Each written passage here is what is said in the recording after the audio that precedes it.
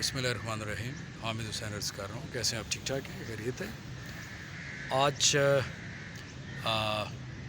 آج کے ولاگ کا آغاز جو ہے میں 5 اولو العزم پیغمبر جو ہیں، جس میں جناب ابراہیم علیہ السلام، جناب عیسیٰ علیہ السلام، جناب موسیٰ علیہ السلام، جناب نوح علیہ السلام اور جناب ختمیہ مرتبہ علیہ السلام سرکار کی یہ جو 5 ہستیاں ہیں، یہ ایسی ہستیاں ہیں جن کے اوپر میں انشاءاللہ جو ہے جن کی ان کی صفات کو کیا بندہ بیان کر سکتا ہے، ہماری کیا اوقات ہے.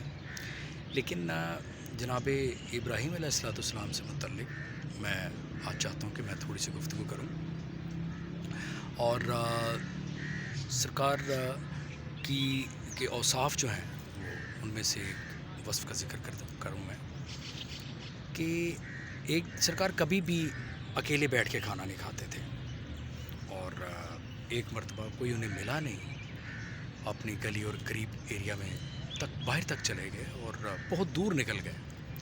کافی مسافت طے کر کے تو 3 بندوں کو لے کر آئے، اور تینوں کے مذاہب جو تھے وہ مختلف مذہب کے لوگ تھے.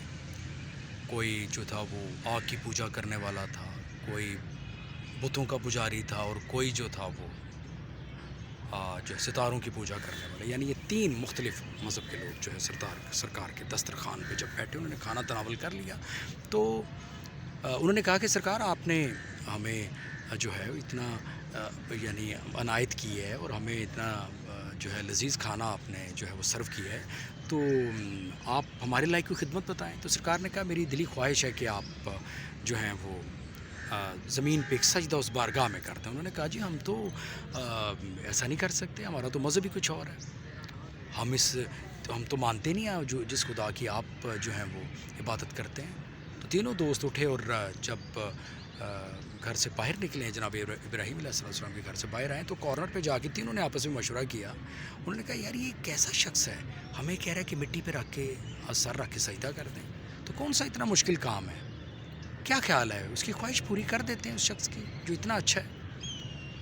تو وہ واپس آئے اور حضرت ابراہیم علیہ السلام سے کہا کہ سرکار آپ بتائیے کہاں پہ ہمیں سجدہ کرنا ہے. سرکار نے کہا مٹی پہ سر رکھ کے سجدہ کر. ان تینوں نے کہیں سر رکھا ہے تو جناب ابراہیم علیہ السلام نے اس طرح ہاتھ بلند کیے کہ پروردگار عالم، میرا کام اتنا تھا کہ میں ان کو تیری بارگاہ میں جھکا دیتا، اب ان کے دلوں کو بدلتے. وہ جب انہوں نے زمین پہ سر رکھا ہوا تھا تینوں نے، اب ان سے سر نہ اٹھایا جائے، اب وہ کہیں کہ سرکار ہمیں کلمہ پڑھائیں. سرکار نے ان کو کلمہ پڑھایا تو وہ مشرف با اسلام ہوئے. تو گزارش یہ ہے کہ اسی طرح ہی ہے کہ جو ہستیاں ہیں ان کی کرامات ہیں، ان کے اوصاف ہیں، وہ کن بلند رتبوں پہ فائز تھیں، اور خالق کائنات نے ان کو کن کن نوازشات اور کن کن کرامات سے نواز رکھا تھا. یہ ذالک فضل اللہ یؤتیہ من یشاء واللہ ذو الفضل العظیم. یہ سورہ جمعہ کا بڑی پیاری ایک آیت ہے جو مجھے یاد آ گئی اس مناسبت سے کہ وہ اللہ جو سب سے بڑے فضل کا مالک ہے. تو میرا جی چاہا کہ آپ سے اس موضوع پہ بات کرتا جو میرے دل میں تھی ایک بات. تھینک یو ویری مچ، بہت شکریہ. پھر بات ہوگی. خدا حافظ.